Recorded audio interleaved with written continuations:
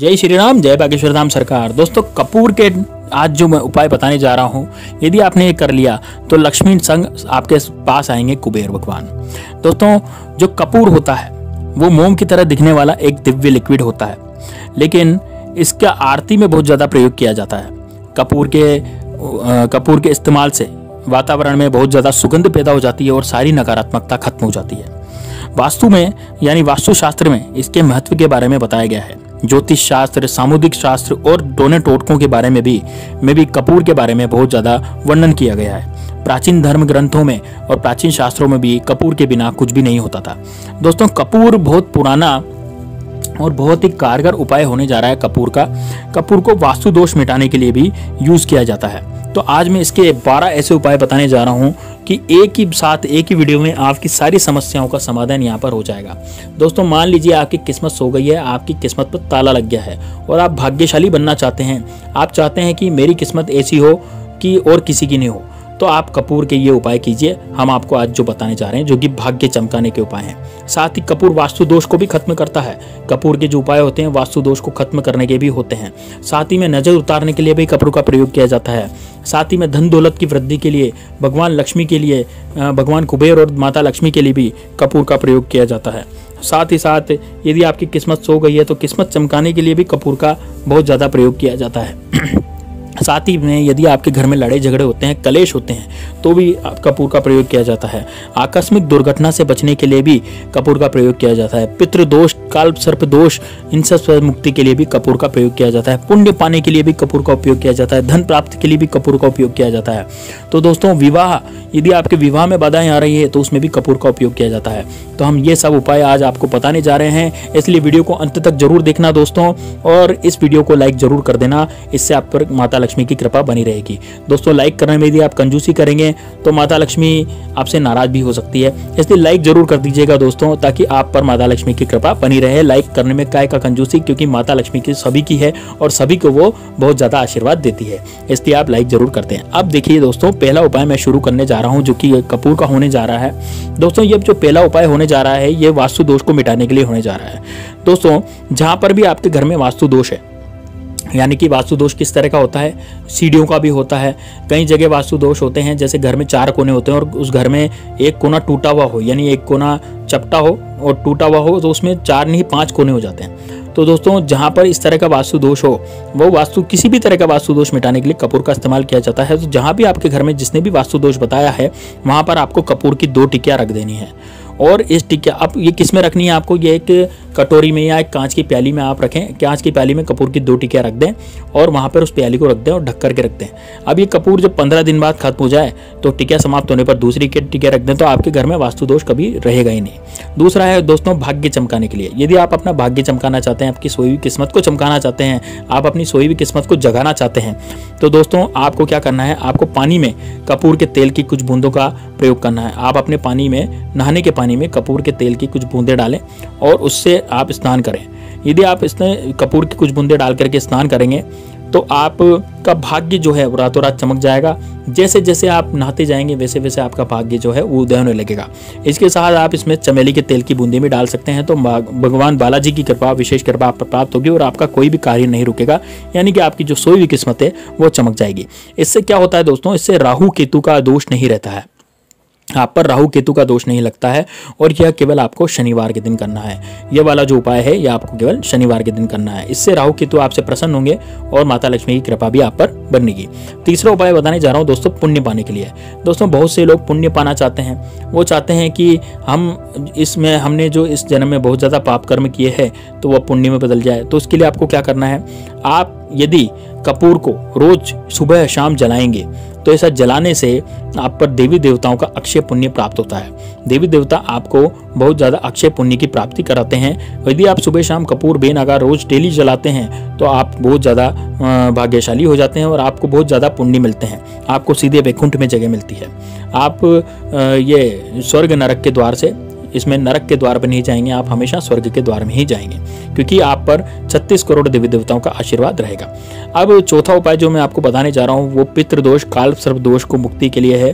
दोस्तों, यदि आप पितृदोष लगा हुआ है, यदि आप पर काल सर्प दोष लगा हुआ है, राहु केतु की आप पर बुरी स्थिति चल रही है और शनि की ढैया और 7.5 लगी हुई है, तो दोस्तों आप क्या करें, आपको हर दिन सुबह और शाम और रात को घी में भिगोया हुआ कपूर आपको जलाना है।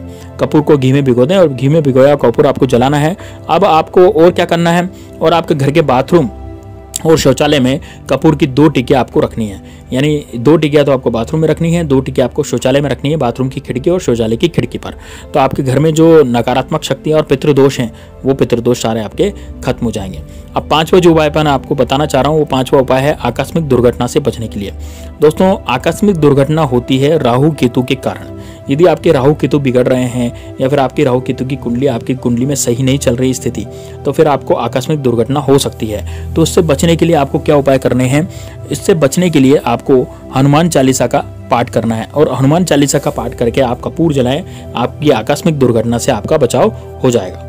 अब दोस्तों, अगला उपाय बताने जा रहा हूं वो धन प्राप्ति के लिए है। बहुत ही ध्यान से सुनिएगा दोस्तों, यह उपाय आपको शुक्रवार के दिन करना है। शुक्रवार के दिन आप क्या करें, एक गुलाब का फूल लाएं और गुलाब का फूल जो होना चाहिए वो बिल्कुल ऐसा होना चाहिए लाल रंग का। लाल गुलाब आप लाएं, लाल गुलाब ला करके उसमें एक कपूर रखें और कपूर की टिकिया को शाम के समय, शाम के 6 बजे के बाद यानी 6 से 8 के बीच में आपको इस टिकिया को उस फूल में रख करके जला देना है और जला करके माँ दुर्गा देवी को चढ़ा देना है। यानी कि देवी दुर्गा को आपको ये चढ़ा देना है और आपको ये 43 दिन तक करना है। जैसे कि आपने शुक्रवार के दिन स्टार्ट किया तो शुक्रवार से फिर अगले 43 दिन तक आपको रोज एक एक फूल के अंदर कपूर डाल करके जलाना है।